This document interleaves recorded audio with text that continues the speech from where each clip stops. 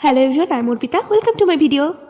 তোমরা রেজাল্টটা তো দেখে ফেললে, এবার আমি প্রসেসটা দেখাচ্ছি। তো প্রথমেই আমি আর মা বের হয়ে গিয়েছিলাম ফেব্রিক কিনতে। আমার যে টাইপের ফেব্রিক লাগবে সে টাইপের ফেব্রিক আমি চৌরাস্তাতেই সব পেয়ে গিয়েছিলাম, গাজীপুর চৌরাস্তায়। ক্যান, তারপরে নেট ফেব্রিক আর সাটিন। তারপর মার্কেট থেকে বের হয়ে আমরা এই যে ছোলা মাখা খেলাম, যদিও এটা অনেক আনহেলদি, তবুও মাঝে মাঝে চলে। আর মা আমার বেস্ট ফ্রেন্ডের মতো, তো মার সাথে হ্যাং আউট করতে বেরোলে আমার বেশ মজা লাগে।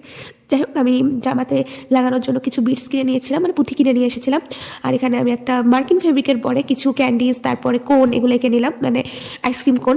আর এখন এগুলোকে পুঁথি, তারপরে বিভিন্ন পালস, এগুলো দিয়ে ভরার পালা। তো আমি আস্তে আস্তে এগুলো ভরে ফেলছিলাম, আর সিধা রেজাল্ট কত সুন্দর লাগছে না। তারপরে পিছনে আমি একটা ফিউজিং পেপার দিয়ে এগুলোকে শক্ত করে ফেলেছিলাম। এভাবে কিন্তু আমরা চাইলে ক্লিপও বানাতে পারি বাচ্চাদের।